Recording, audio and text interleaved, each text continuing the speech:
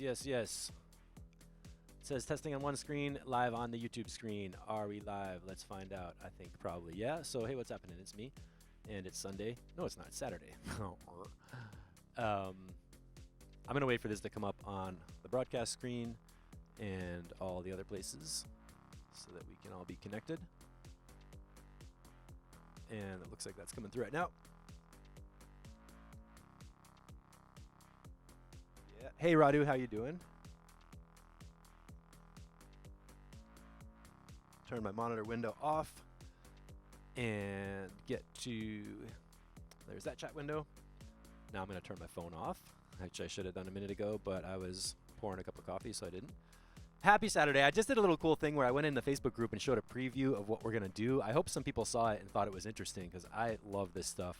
We have this tech house track I've been working on right here, and I'm going to pull out a bunch of the Ableton EQs and filters and show you how I use them in this session. So we're going to actually hear it on bass and drums and things like that.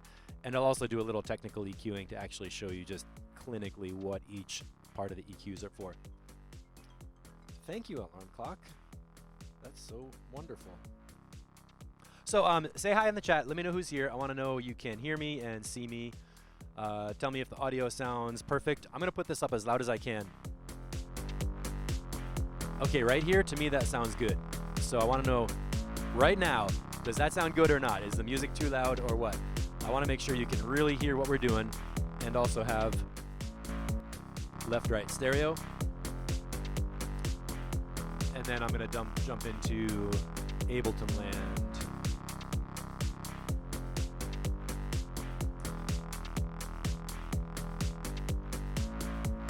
I don't see a comment from Radu yet. There's always a time lag. Yes, thank you, YouTube. Welcome to the live chat.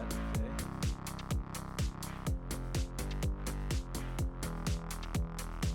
Testing audio levels right now.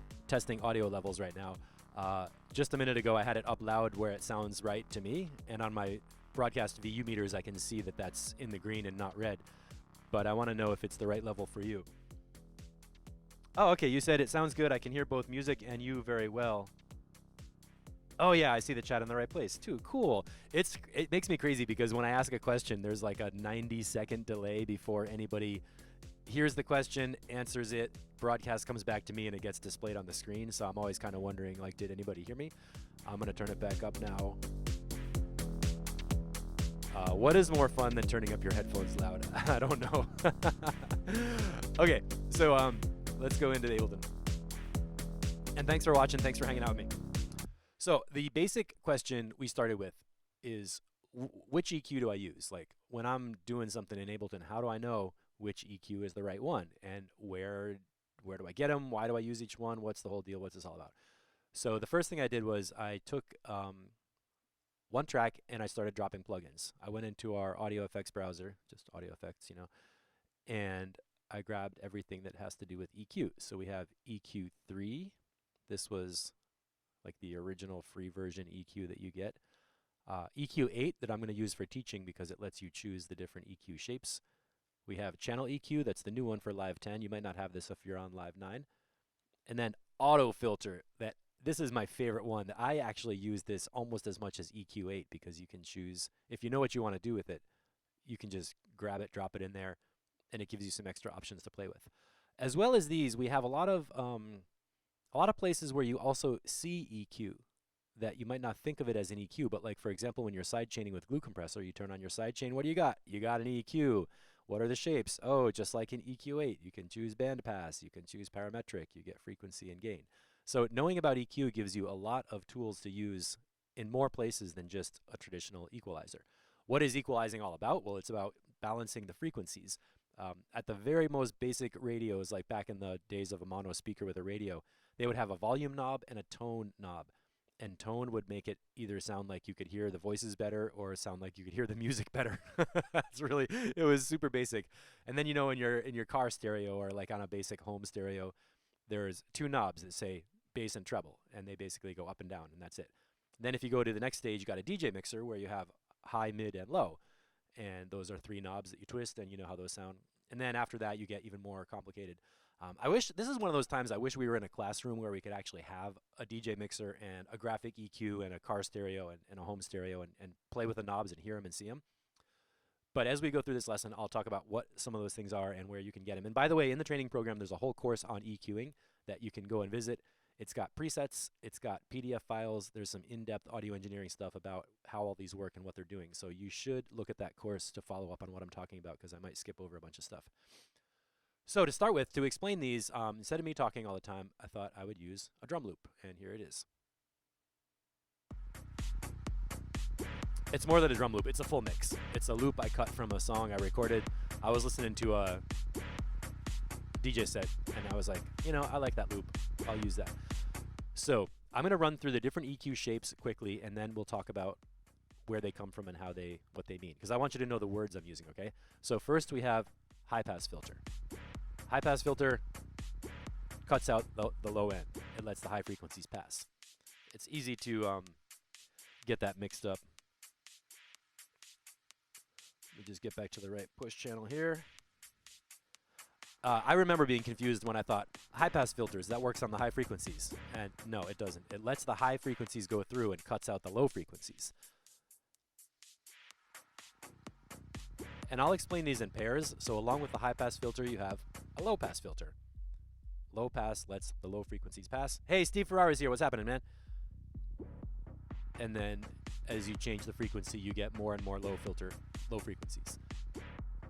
So the first pair we talked about, Nico's here. Hey, Nico, how you doing? Cool. I'm seeing some people pop in the chat. You didn't miss anything. I just started, and we're just talking about the different shapes of EQ so you have the right terminology. And remember, there's a whole course with these things labeled and everything inside the training program, so you can find that. So the first pair I talked about was high-pass filter and low-pass filter. Now, I'm saying the word filter instead of equalizer because the filters actually cut out part of the sound instead of just changing the volume. There's a lot of phase relationships and technical stuff about how this works in the analog world and how it works in digital modeling. You can think of filters and EQs as doing the same kind of operation with frequency, but technically they're a little bit different. Don't worry about the details on that. What's next? Let's look at the low shelf EQ. This is something like you would find, these are a lot more common in the consumer audio world. You would find these on a DJ mixer, in your house, on a stereo. It's simple. And when you pick your frequency point, the gain affects everything above or below everything below that frequency line. So like a high pass filter, if you notice around the frequency cutoff point, the volume drops a little bit. And as you go farther and farther away from the cutoff frequency, the volume drops more and more in a slope, which is how you actually cut frequencies out. But when we're doing a shelf EQ, see how this is a flat line? This means everything below the frequency where it's set is going to be reduced the same amount. So if I just set this to like -3, then all the frequencies below, let's make it super clear. Let's go, okay, 250 hertz, a nice clear visual line. Everything below 250, after that slope stops, so from like 200 hertz down, everything under 200 hertz is only 3 dB quieter. 3 dB quieter. It doesn't drop off like a super deep slope to cut off all the bass. It only makes an adjustment on the bass. And intuitively, you know what this sounds like when you're in your car and you crank up the lows or something like that. It feels smooth. Everything in the bottom gets louder. Or if you need to take the low end down, you take it down. You still have some bass, but it's just relatively lower. These are the kind you have on a DJ mixer. That's really important to know. And they have usually a set frequency, so probably it would be like 100 hertz. Might be 80 hertz, but usually I'd guess it's about 100 hertz. And the Q setting would be a little lower. So at the drop, you put the bass up. The build up, you cut the bass out. And that is how the shelf EQ works. Remember, it looks kind of like a shelf that's flat that you can put things on and they don't fall off. So remember, low shelf, and that goes with high shelf for the high frequency control. Let's hear what that sounds like. Ooh, there's a lot of hiss up there.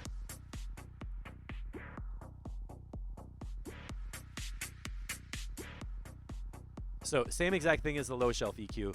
It just takes everything above the cutoff frequency, or everything above the frequency where you set it, and makes it a little bit brighter.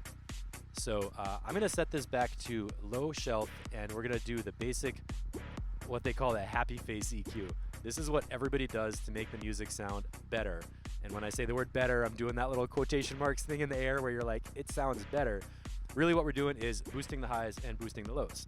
So you go to the high, take it up a little bit and bring it down. On a DJ mixer, this would probably be parked around, maybe not as low as 3,000, maybe like 5 or 6,000. It's variable. So the highs come up. So what if we set this, let's do this this way. We'll put them both at like, nope, not that much, 6 dB gain.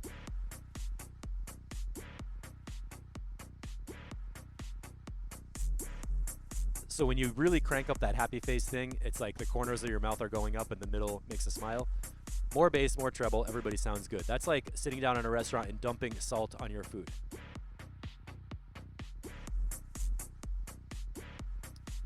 And you want to do that in a little bit of a subtle way. If you take a normal mastered track and turn up the low shelf and the high shelf on it, pretty much people are going to be like, oh, dude, it sounds better, because the highs get brighter and the lows get heavier and everybody likes it. That's DJs do it all the time. Standard practice, you know, that kind of just comes with the territory of listening to music. But be aware of it. You don't want to crank up those things too much and distort the perception of the mid-range, because it, you know, it depends on what sound system you're listening to. But if you crank up the highs and crank up the lows, that's sort of the same thing as going in the mids and taking them down. So the vocal might start getting lost. Let's not go too deep into theories of mastering. That was kind of a mastering question. What did we do so far? We talked about pairs. So we've got the high-pass filter that cuts off your low end, low-pass filter that cuts off the high end. We talked about the low shelf, which cut and boosts the sound by the same amount around away from the frequency line. And high shelf. So you pick your frequency point, and then everything above it will be smoothly and equally balanced. Let me just check and see. Sometimes I have to refresh my page to see if new comments came in, which, nope, nothing. If you have any questions or I'm going too fast, let me know. I'm happy to like dip into other details. So the pass filter is high and low, the shelf EQ is high and low. What else do we have? Here's the big daddy, parametric EQ. This one is probably the most common for audio engineering and mixing boards and all kinds of stuff like that. So let's hear how this sounds.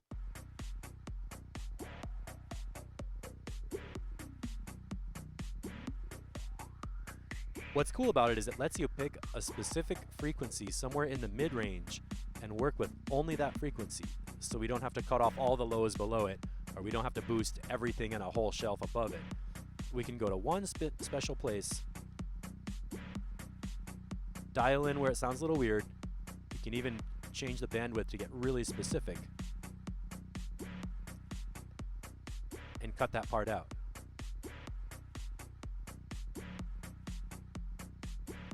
I hope you can hear this. What I'm doing right now, that part that gets boosted up is kind of like gargly, like go, go, go, go, go, go. Kind of a growly sound. And parametric EQ is the one, when they say cut before you boost, that applies to this one very much. It's really easy to listen to it, crank up some frequency, and be like, oh yeah, man, it sounds great, that's super loud. But that's not supposed to be your first move. Your first move is to listen, listen to any sound, whatever sound you're working on, listen to it first. Ask yourself, what can I cut out from this sound first to really free up the heart of the sound? Same thing as peeling a potato. What do I cut off first before I put it in the soup? Like a carrot, you want to cut off the green top and peel it before you start to cook with it. I think of EQ is the same way. It's like cooking. You want to get rid of the crap and then keep only the good part. And if you have good ingredients, good instruments, you shouldn't need to do a ton of EQing because the natural sound is good by itself. So let's go on to the last one we're going to talk about from right now is the notch filter. And notice that notch and parametric both give you the freedom to work anywhere in the mid-range. You know, you can sweep around and pick a little frequency. Notch is like a hardcore parametric EQ cut where you can control the bandwidth a little bit and then you park it wherever you want to deal with a certain sound. I was at 178 before.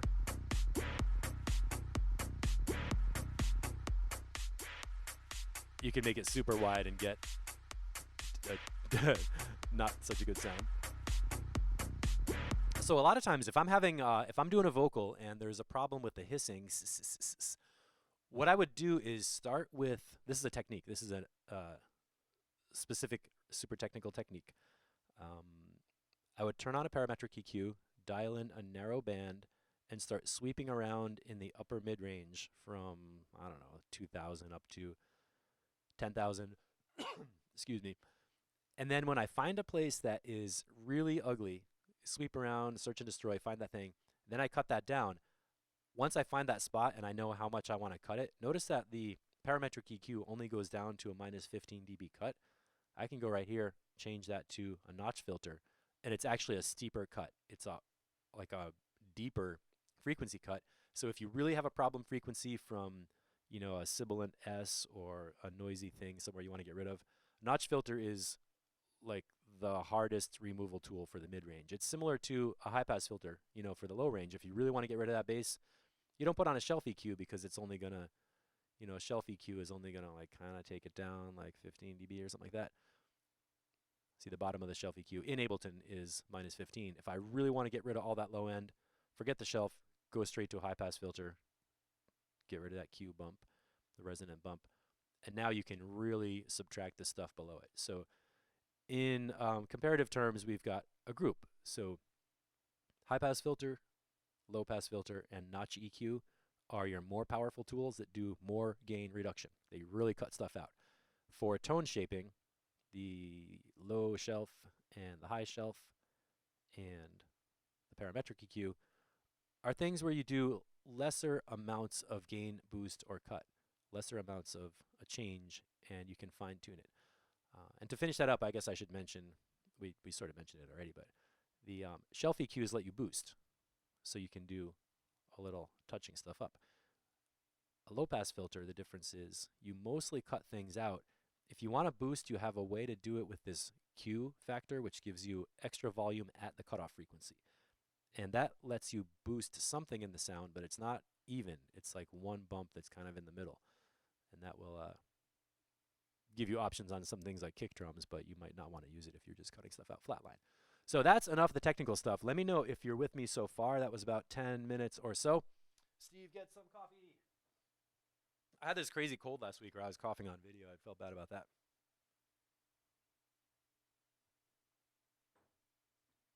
So now let me go into the other EQ devices and let's see if we can figure out what kind of EQ curve we're using, and then we'll know how to apply it. So there is our crazy ass drum loop. You know, it might be fun. I'm gonna put a spectrum analyzer on here. I know, I'm all about I swear to God, I can't get up in the morning without a spectrum analyzer on my toothbrush. Okay, so that's a look at our track. And check out what this mix is doing. By the way, you can see this is a professionally mastered mix because look at that cut in the high end. Right there at, oh my gosh, like 14 kilohertz. They put a super steep low-pass filter to chop off that high frequency and basically make this mix sound better on mid-range systems. Interesting visual note. Glad I did that. So, EQ3 comes on the free version. What is this doing?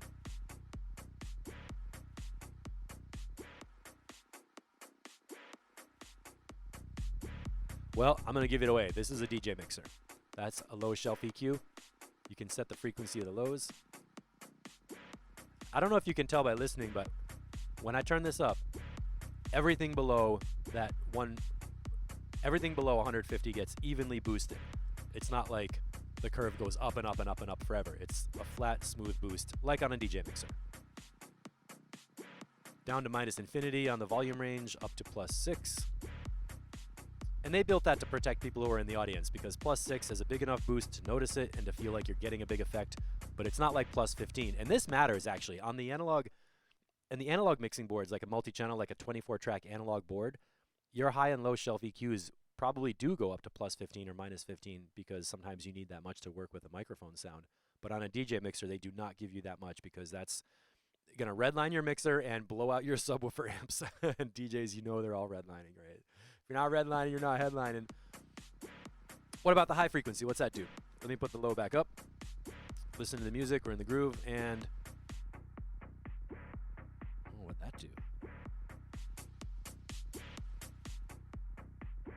Well, you know the secret. It's a shelf EQ. When I turn it down, you can still hear the high frequencies. They're just relatively lower. It's not completely cutting out all the highs like you would feel with a low-pass filter. And EQ3 is cool because you can set your frequency points. So if I want to have this like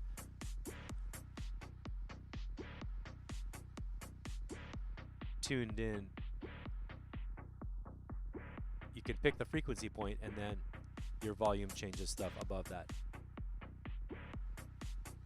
So the real thing I'm doing here is if I'm using this EQ3, I would put the low frequency up to where I hear the main instruments and bass line, and then take the high frequency and make sure that it's not cutting off the vocal if this was a vocal track. So then in the mid-range, you can still hear basically what the music is doing, and then you bring in the highs and the lows as much as you need it. Finally, in the mid-range, 6 dB boost, minus infinity, and you get to pick your bandwidth. So the width of your mid-range band is basically controlled by these low and high settings. That's a lot like a DJ mixer. DJ mixers don't give you the ability to pick your frequencies. They're probably set at 100 hertz and 5,000 hertz or 3,000 hertz or something. They're different. It depends on which one. I wonder if mine are labeled 3.5K. The mixer I'm using is labeled at 3.5 kilohertz. Don't worry too much about what exact number it is. The point is we identified it's a high shelf and a low shelf. How do you know? Because when you change the volumes, you still hear the highs and lows. They don't completely disappear. They just change relatively, not absolutely, if that's helpful. Now let's check out the channel EQ. This is like an upgraded version of the 3-band EQ. So what is that doing? Well, I'm looking at my push right here. I've got 4 controls. I've got low volume, mid volume, high volume, and a sweepable mid-range. So the mid-range is our parametric EQ. And it's cool they put a spectrum analyzer in there. I'm double-clicking on it, but it doesn't expand. So we can boost up the mid-range, pick out what part needs a little work. Right around 700, I hear that reverby kind of sound. So let's pretend I'm a mastering engineer and I'm using a $7,000 equalizer and I want to make this track sound better. I would turn up the mid-range, find a place that is a little ugly. I like that down there. I like that 120. Around 200, there's a nice bass line feel. 120 is good. Bass line is here. Around 500, I start to feel like I hear this reverb, like that I don't love. From like 600 to 900. You hear that? I don't love that range. Let's go up a little more. All right, now above 1K, I'm getting into that spank on the snare drum. It's a real like snick, like sharp kind of sound. That's cool. And then above 4K, I start to hear that hiss a little bit.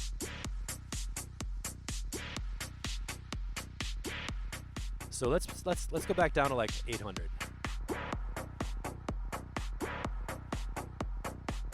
Let's cut that out a little bit. And 3 dB is a huge cut. Don't go by the visual graph. 3 decibels is a lot. And now we're gonna be Joe Cool, mastering engineer. Give the people what they want. More high end. Definitely give them what they want with more low end.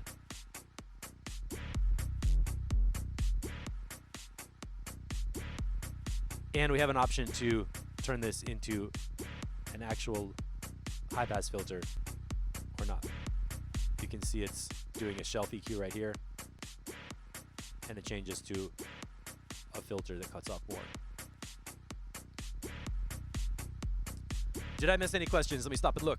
I think we're cool. 12:23, keeping an eye on the clock. Moving right along. So the channel EQ is fun because it gives you the same kind of high and low controls that you have on EQ3, but you get a spectrum analyzer, and the mid-range is sweepable, so you have a little more control. It's like the parametric mid-range EQ is more fun to work with, And then you have this super useful output. What is that for? Well, let's say I'm doing my amazing high-powered mastering job. I jack up the low end, jack up the high end, and I don't know if you can see this, but my channel starts clipping in the red because I'm adding so much EQ. Well, instead of lowering my EQ, I don't want to do that. I start taking this down.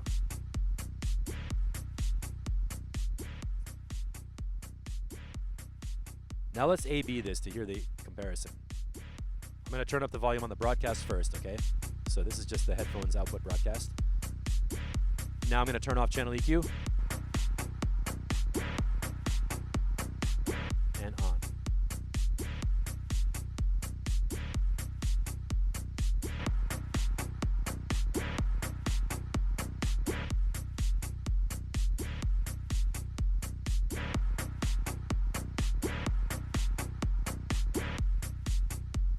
You know what? I think it sounds better with the EQ off. It's more crisp, it's more detailed. It doesn't feel... I feel like I lost something when I turned on the EQ, and that's exactly what happened. We lost mid-range, and when I boosted up the bass so much, it didn't actually make the track better. It made the mid-range get lost. It made me feel like it just wasn't as clear and focused as it was before. So don't make the mistake of adding tons of bass at the cost of losing the focus in your track. Again, that's more of a mastering application, but I want you to know how this applies to the big picture. It's better to cut before you boost, but don't cut the heart and soul out of your mix. What's next? Auto filter. We talked a bunch about filtering right now, so let's just run through what... Yeah. This is what it sounds like when you're walking up to the club from the parking lot. Low pass filter, and in auto filter, you get the choice of slope.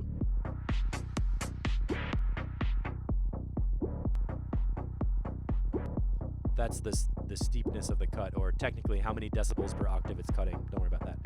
Low pass filter, high pass filter. You know how these work, and resonance gives you a volume boost at the cutoff frequency. So for example, how does that work? Well, what if I want to pull out the kick drum and make the kick drum louder? I'm going to go down to where the kick drum is and add gain when I find the kick drum.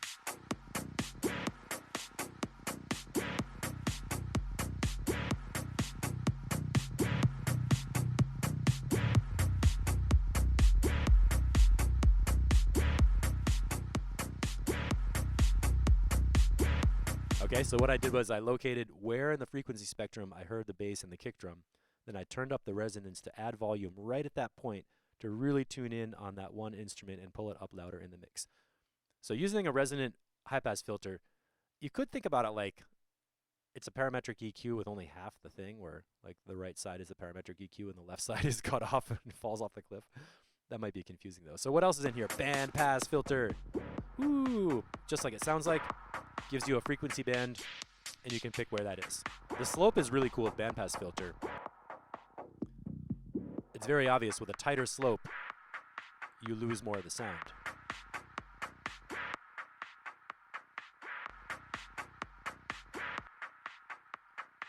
And with bandpass filter, there's a classic vocal effect when you get to an important part of the song right before the drop or something. They call it the telephone preset. It goes from like 250 hertz to 4,000. At an important moment, you cut it in to emphasize what the person's saying. And then you drop it back. Come on, put your hands in the air, everybody, buy some Red Bull. Okay. Worst DJ announcement ever. And autofilter is super fun. There are parameters with the envelope that you can make the sound move over time, and LFO parameters to make the filter frequency move on the beat. If you are watching, tell me, do you want me to go into the LFO right now with autofilter and envelope, or should I keep going on some other stuff? This is changing from technical to creative mixing. We were talking about the technical stuff with EQ8, like getting super precise with a notch filter and a parametric EQ to cut and boost stuff. Now I could go in and start showing you examples in my mix of technical EQing, or I could take a little minute to do some creative autofilter, but I want to know what you want to know. So, and if you're in replay land, hi. Use the quiz questions at the bottom of the page. I put these in there. In the replay, if there's anything you want more help with, you know, you could give me a timestamp from the video, or just let me know, like, hey, let's do a whole separate video on only, what do you call it, autofilter. And there's a 90-second delay before any questions come in. Looks like we got a couple people watching, though. Comments over there, comments over here. Yeah, it would be so much fun if we were in the same room and we could just be like, yeah, check this out. So I'll do a quickie with auto filters. So here's our bandpass. Add some resonance so we can really hear it. Now the envelope is going to apply an attack and release time. Take a minute, LFO. Thanks, Steve. I'm with you. The envelope is going to add an attack time and a release time that moves the frequency quickly. So let's turn up the envelope to hear it.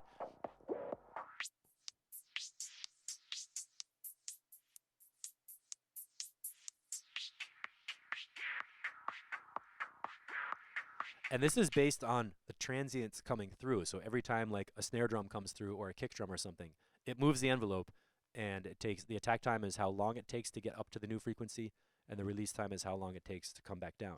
So I'm going to tune it to make it kind of a pulsing effect.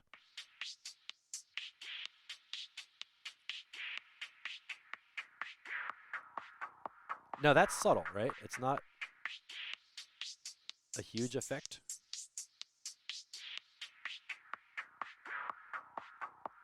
If I wanted to imitate that, I would grab the frequency knob like this.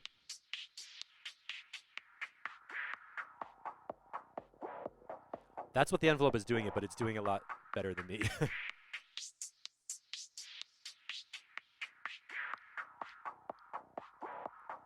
And this can be super cool on, if you have like only a hand clap or a snare drum coming in here, you can make like that kind of sound.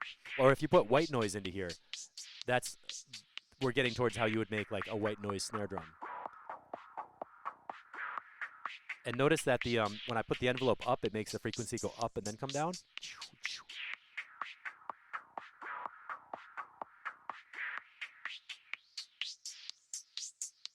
What if I go negative on the envelope? Here's 0, envelope not happening. Let's go negative.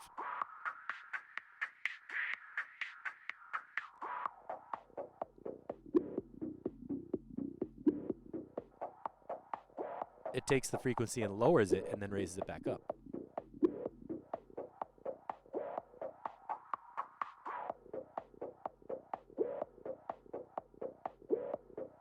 And that's a cool effect too. So that's a quickie on what envelope does. How about LFO? Same sort of thing. It's going to take the frequency point and move it using the wave pattern. Let's go on a beat.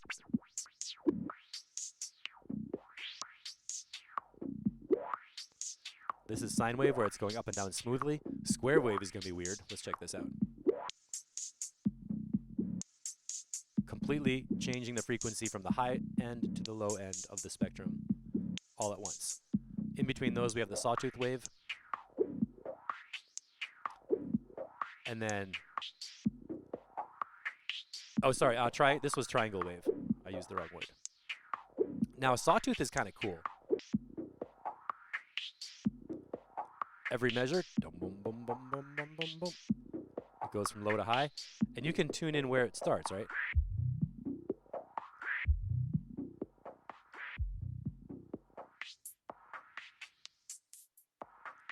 This sounds great on a crash cymbal. If you use this exact effect right now on a crash, you know, think about a crash cymbal. When you hit it, the frequency goes whoosh and kind of like floats out into space. So this kind of effect can make a crash sound really cool. How about a downwards sawtooth wave?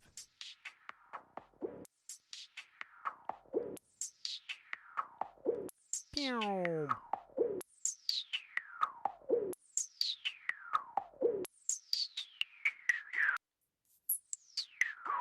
Sorry, that's going to hurt your ears a little bit. Pew.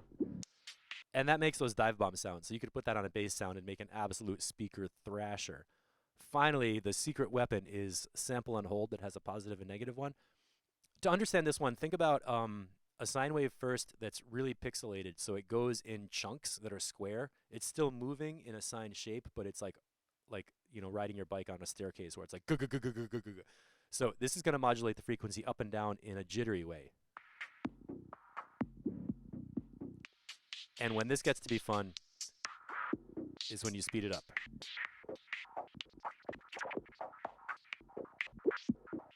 And it gets kind of bubbly.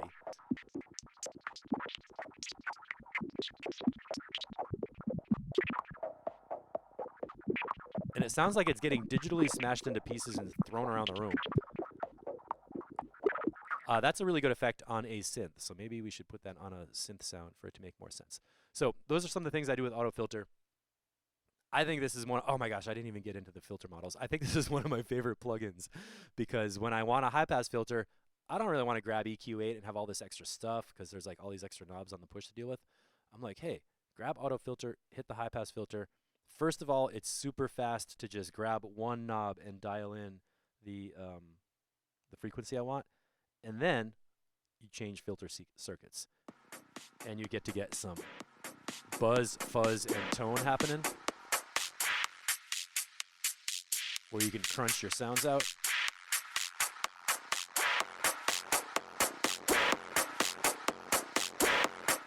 And get all kinds of interesting flavor that you can't get from EQ8. So you get, at the very least, it's a volume boost. You don't really need to cut volume with a high-pass filter because it takes the lows out, and those are the powerful part of the sound. So yay. Auto filter is fun. You could play around with it all day, but let's keep moving on.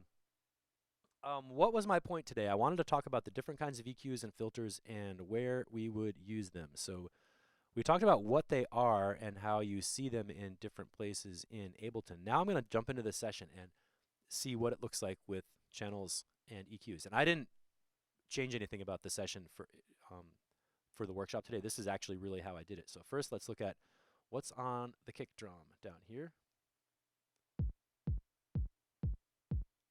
Right away, we see auto filter. Let me check the source instrument. That's a kick sample, multi-sample. No filters happening in the sample, so whatever the sample's doing is the sound we're hearing. All right. So what did I do? I put in auto filter. Here's the raw sound.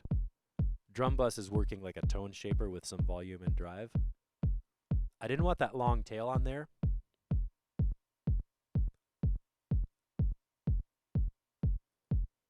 I just increased the release right now because it was clicking. Hear that click? No, I want that. And where's my spectrum analyzer? What's happening here? There's my kick drum. Bottom end of it looks like it's around 45, maybe 50 hertz. So I go here, grab an auto filter. I put the filter at 55, but I put a resonant bump that's going to add some volume closer to like 50 hertz.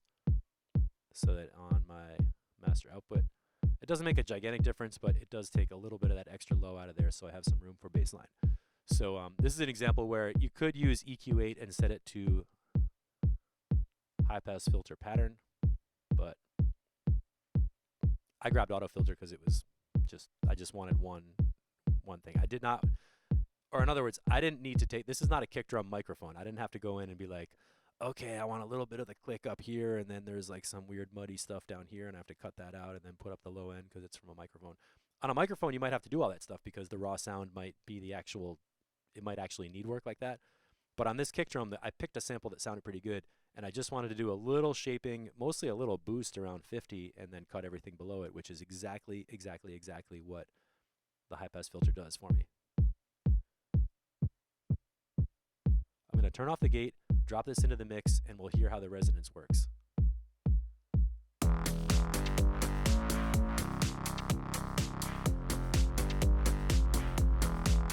Oh, Steve, you got to ditch out. All right, man, watch the replay later. I'll check you. So as I turn the resonance up and down, it's like having a volume control for the kick drum, which makes it really fun to tune in with the mix. So that's example number one. I used auto filter. Let's find an example where I used a different EQ, like EQ8. Oh my lord, what is that EQ curve doing? Lots of tone shaping going on there. There's an auto filter on the output, sidechain compressor, another auto filter at 45 hertz. We've seen that number before. Drum bus for tone shaping and a little compression. What is the EQ8 doing?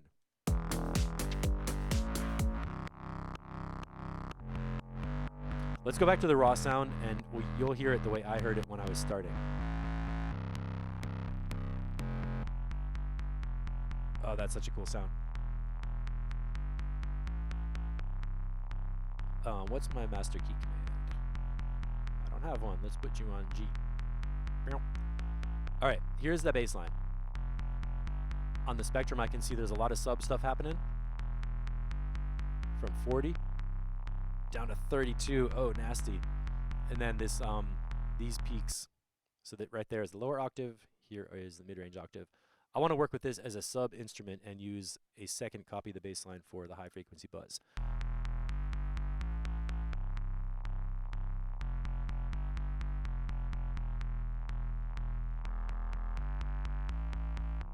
So that's what I turned it on. There was a bunch of mid-range in there that I didn't love. Remember the parametric thing? This one at 100 hertz is cutting a bunch. At 125, I wanted to cut even more, so I used a notch filter shape. 80 hertz, I wanted a boost.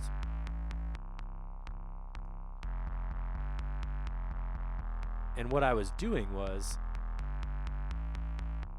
making it so the kick drum has space to be down at the bottom, and the bass line matches with the kick drum.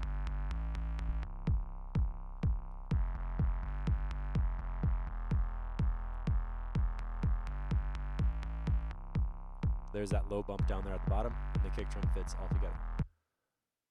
So that's an example of some pretty extreme EQing, as you can see. Let's just go and finish the rest of the chain to hear what else do we do with the sound with other plugins. Totally nasty drum bus distortion. And when I add volume with the drum bus, I need to cut out the low filter again. Hard side chain. And this one is my tweak it live during the set. So that last auto filter is not really a technical mix tool. It's like, I'm going to use this one. So like during a breakdown, it might be down here.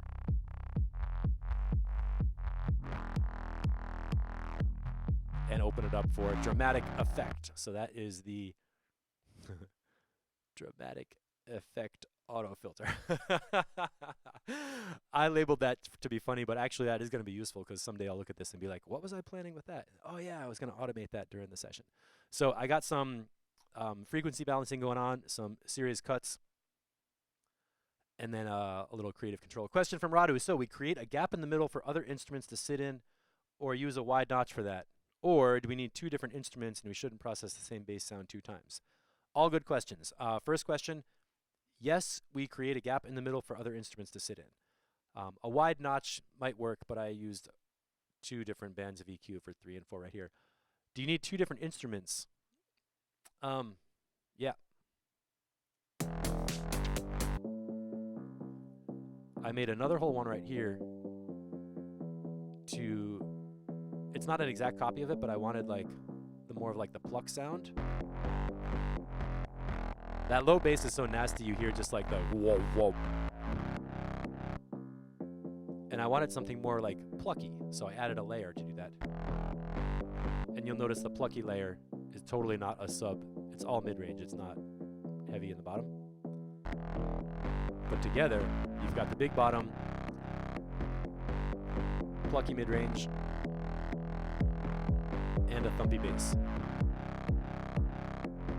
So yeah, you could, if you wanted to, you could go to this bass sound and do a couple of different chains.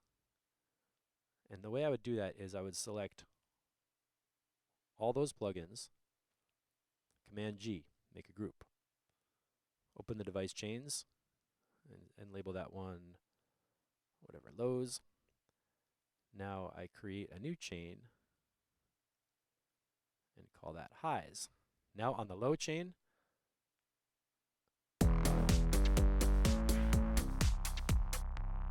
roll that way down.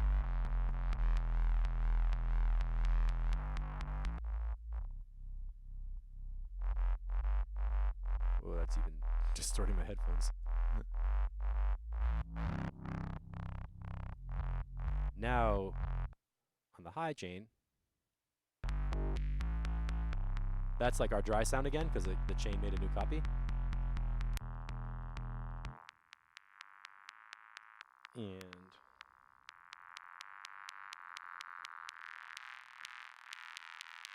that's just the high buzz on there. So now I have 2 chains. One sound is low buzz. The other one, high buzz. And together, I'm doing this in a really extreme example so you can hear how it sounds, okay? And that's fine. That works in a mix. I don't do it that way because it gets kind of compact, and then they come back out to the same channel, you know? Like this channel right here is going to control the volume of the high and low bass line.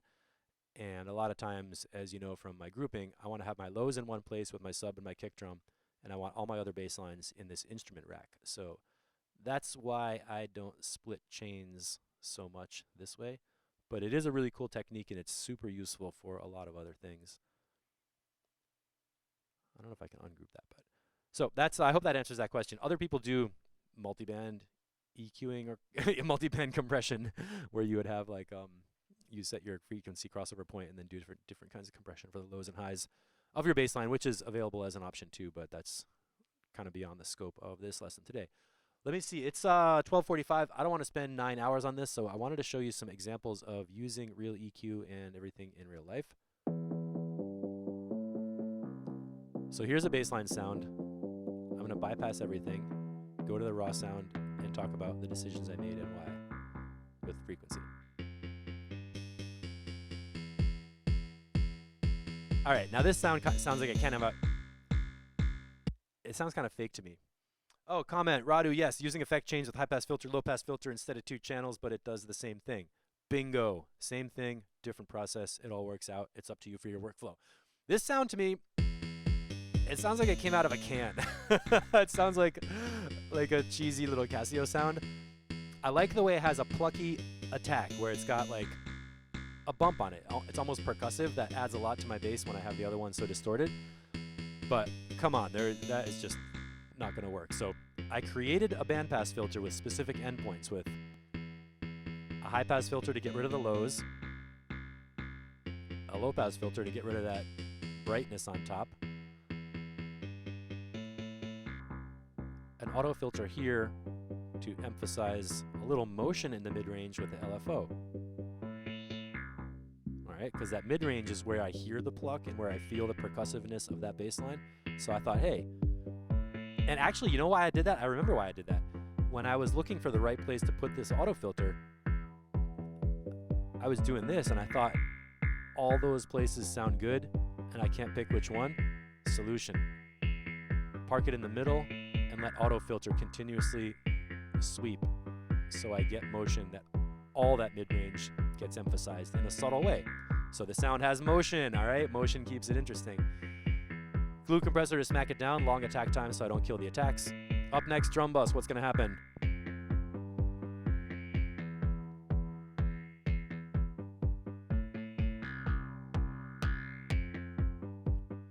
So if I wanted to make it extremely plucky, I could do this. I picked drum bus for the transient control right here. This second auto filter was to cut off more of the low end because I was blending and I decided, hey, I don't really quite need so much low end. Finally, again, a wildly amazing, creative auto filter. So that when we're playing the track,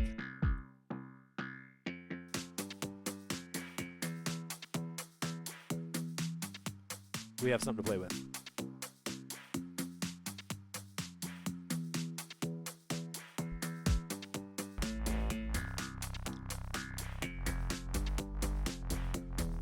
And down here you can feel how that pluck bass, channel 3, the pluck, really adds a lot to the bass line. By itself, that bass line is a low monster just growling away. But I can't really hear the micro timing. Here, now I know how many notes are happening. 1, 2, 3, 4, 1, 2, 3, 4. It has that like 16th note rhythm. 1, 2, 2. So this is pulling out the rhythm of the low bass, giving the track more energy, so you know it's a fast track, not a slow dub track.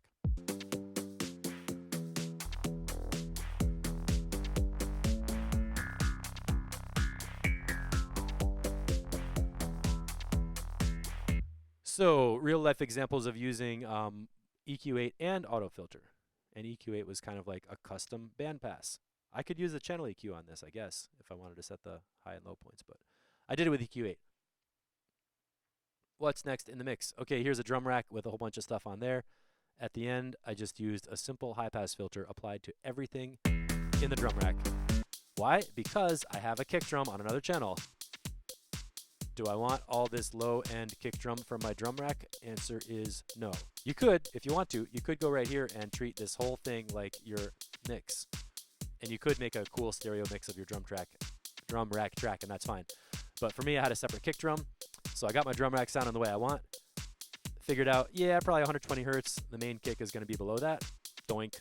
Pop in an auto filter and done. Nothing tricky, no big resonance, no big distortion. Just straight up cut out the lows and move on. One and done. Link in info. This was the that sample with a link in info text. That, speaking of session organizing, I wanted to remember, where did I find this sample from? Well, it was in a SoundCloud set, and I wanted to remember that because it was useful for me. So I made a note of it. It's kind of buried on track 5 in the middle of the session, but that will end up somewhere else. Sorry. Ooh, Latin percussion. This one, I believe we did some, yeah, echo modulation and stuff. So what's this sound?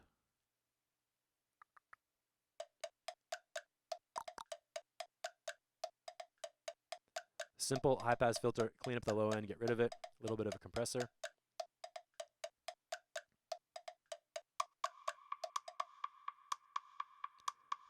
And this one got a little crazy with echo. So first step, auto filter. Why did I use auto filter? Well, the part of the sound I want is so obvious, it could not be more obvious. I want that bump right there. That mountain sticking up is what I need from this sound, and the high end is about useful too. All that other stuff below there, don't need it, don't want it, getting in the way, not using anything. It's taking away power from my other mid-range instruments. So, boom, pop in a high-pass filter. You can't even hear it very much, but it's there and it's working and it's useful, so that's why I do that. Then I put on some echo. And what did I do on this one? I filtered the output with a bandpass filter. See that? High-pass filter going to here, low-pass filter coming down to here, so that the dry signal is clean and the echoes have some reverb and, well, reverberant echo on them to fill up the space in between. The original and resampling, okay, and stabs. So analog synth is the instrument.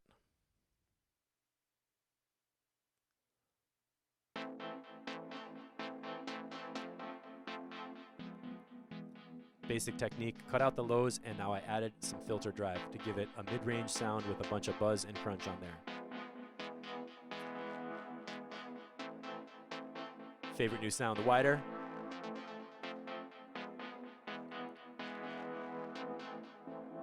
And creative control. So you can see, when I said my favorite plugin is auto filter, I'm using it on almost every sound. First, in a technical position as a high-pass filter to cut out the low end of the sound so I don't get mud and crud crowding up my track. And then, bam, same thing, auto filter, low-pass filter, creative tool. Sweep it around, give you something to do during the mix, keep the track interesting. So instead of programming crazy automation, you can grab this knob, hit record, start tweaking it, and have fun riding the build-ups and making breakdowns by hand with your filters, so you don't have to mouse click on the arrangement and do all these crazy things at breakpoints. That's why I love Ableton. You can just control stuff and have fun with it instead of thinking about it mentally. Ambient reversible guitar in a super melody position. This one I went into the sample level and used the low-pass filter over here. And good old auto filter cutting out the lows. Good old bandpass auto filter on this drop machine. This is a weird little sound. Check this one out. It's a kind of blippy sort of sound. And look at how it's like kind of a big flat line in the mid-range. I don't want all that in there. This one does have a bunch of low frequency I can feel. So I wanted to get the blippy part and nothing else, so I chose auto filter on bandpass setting. and then I got the LFO applied to change the frequency and move it around. Sounds great with some reverb on there. Finally, now we're back out to bus group level. Let's get back in the track, maybe with the Latin percussion.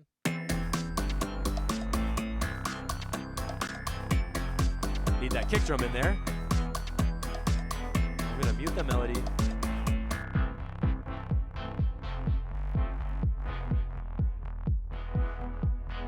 Let me get my effects returns out of there for a second. So here we are with our bass line, and you can see I've got a channel EQ on there. Took the high end completely out. Don't really need it. Mid-range, a little tiny cut. Around 270. Little tiny boost on the low shelf. When I turn it on and off, you almost can't even tell the difference. But it's there, and it's something I can tweak more as needed during the mix. What's on the percussion group? Channel EQ again. What am I doing? Cutting out the lows. Don't need them because I got a kick drum. This time I went to that boxy place around 600. Just to calm that down a little bit so it's not making the mid-range feel too weird. And I jack up a little bit of the highs because, I mean, come on, that hi-hat, right? And don't forget, check your EQs in the mix, not in solo.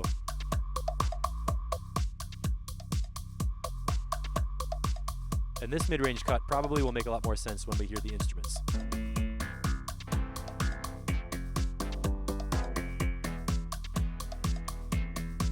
And I remember I put this volume up a lot louder than it was before. I want this to feel like it's growling, but also bubbling at the same time. And my goal here when I'm mixing is these two bassline channels, I want them to sound like it's one sound. Even though it's two channels coming up in two buses, I still want it to feel like one sound. And channel EQ, again, a little bit of a high boost.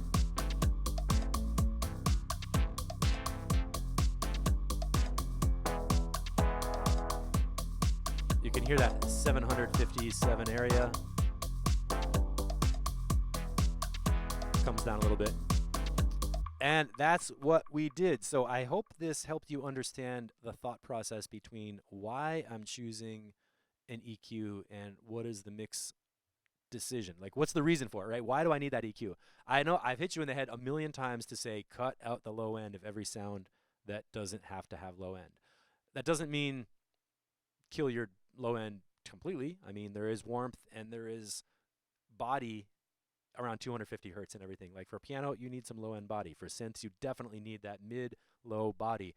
But hi-hat, clave, clap, snaps, all those high frequency sounds have a ton of low end in them that you can definitely cut out using probably a high pass filter or possibly a low shelf EQ. So in the beginning, we talked about the different types of EQ and how they go in pairs. So there's like a high pass filter. Wait, you're looking at it this way. So a low pass filter that cuts off the lows and a high pass filter that cuts off high pass filter that cuts off the lows and a low pass filter that brings the highs down to make a band pass shape.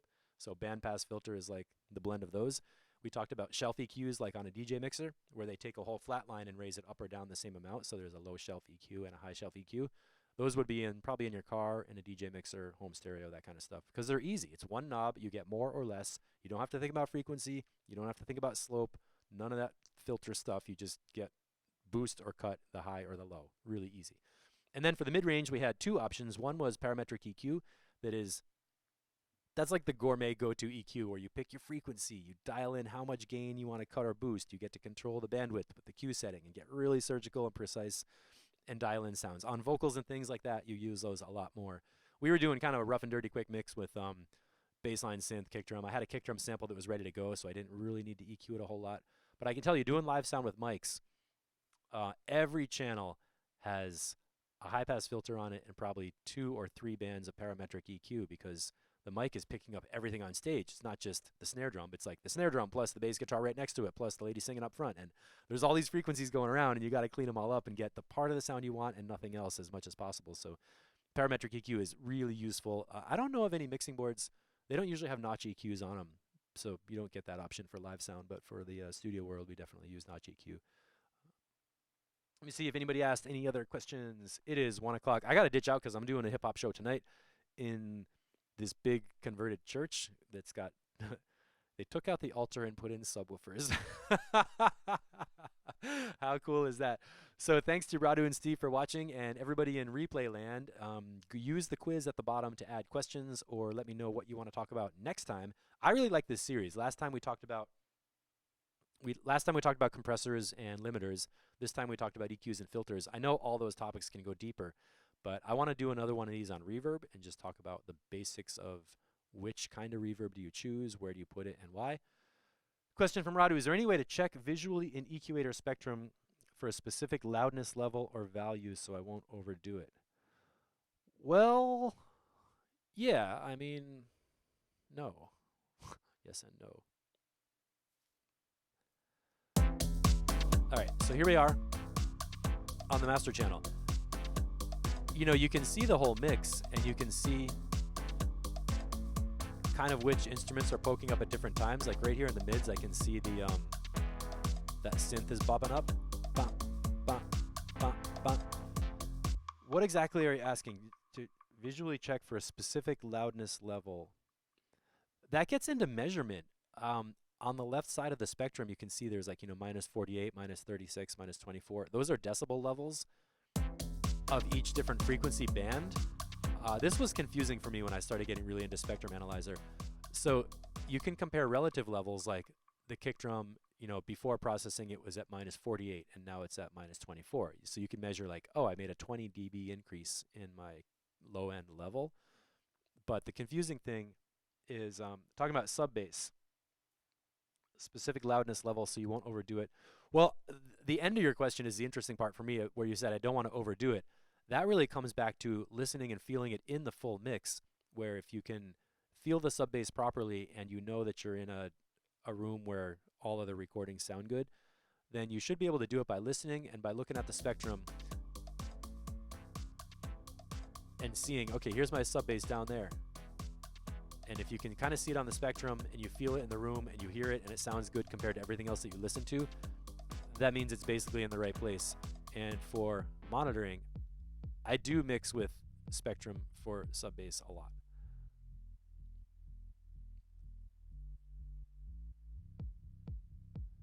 So like right now with no kick drum, I get a good reading that the sub is coming up at this loudness level. I don't get specific volume from spectrum. I get that from the channel, or I can see this channel is peaking at minus 13. And the bus group is peaking at, okay, around minus 15. Then when I add the kick drum in, let's look at what the bus channel level does. Boom, jumped up to about minus 10, minus 12. And on the spectrum, I can see where the kick drum shape is in there, but the sub bass is still poking up. What I don't want is, if the kick drum is doing this, and I hear the sub bass, but I don't really see it.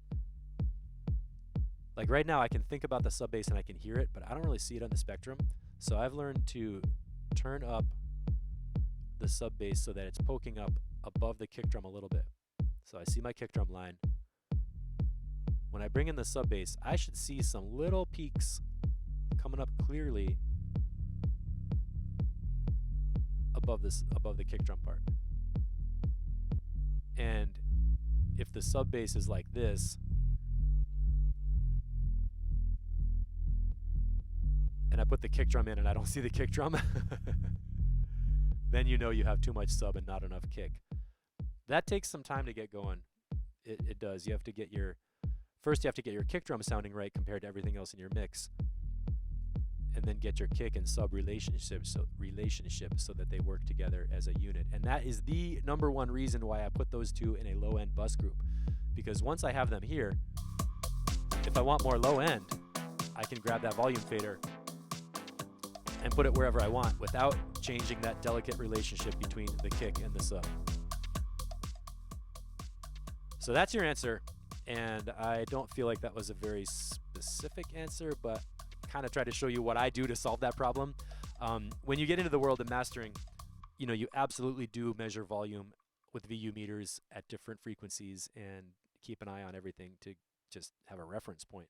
But I don't think we're at that level for processing. So tell me if that answered the question. And it is 1:04. Time for me to eat some soup, get on the bus, and go to the church to mix some hip hop music. I'm looking forward to that too. It's a big ass church. There's a whole monitor desk on the side of the stage. So there's like, imagine you're looking at the show and there's a band on stage, and then off to the side there's another mixing board that's only for the monitors on the floor. So I'm like, one engineer is mixing like if there's 6 people on stage and they each have a speaker at their feet, I'm making 6 different mixes, one for each person. And then the engineer out in the front is making one mix for everybody in the audience. That's how interesting it gets with multiple shows. So Radu, I'm not seeing a comment. I hope I answered your question. Leave me a chat message. Oh, it did. Have fun at the church. Cool. Hey, thanks for hanging out. And man, thank you so much for all the feedback you gave me on the members site. For anybody who's watching this, I added in a bunch of presets in the archive section for the instruments and effects units. I did not build the full session lessons yet. They're in progress. I have them started, and they're going to be fun. But what I did was, and Radu was like, hey, why don't you do this? Really good idea. I just uploaded the presets. So you can go to those. There's like a dub flanger and a bunch of pad synths, and they have arpeggiators in them and LFO controls. All the stuff I was talking about with auto filter, mapping, what am I trying to say, modulators, those are built into the effects racks. So you can drop this effects unit, grab the auto filter, the LFO, the frequency, tweak them around, and get some really interesting sounding music happening without going super clinically deep into each plugin parameter. So that's the fun of those. I have to force myself to stop talking now or I'm going to be here all day. So thanks for watching. I'll see you in the Facebook group. Send me some tracks and put them up in the group, and let's hear what you're working on. All right? Take it out with some tracks. There we go. Bye.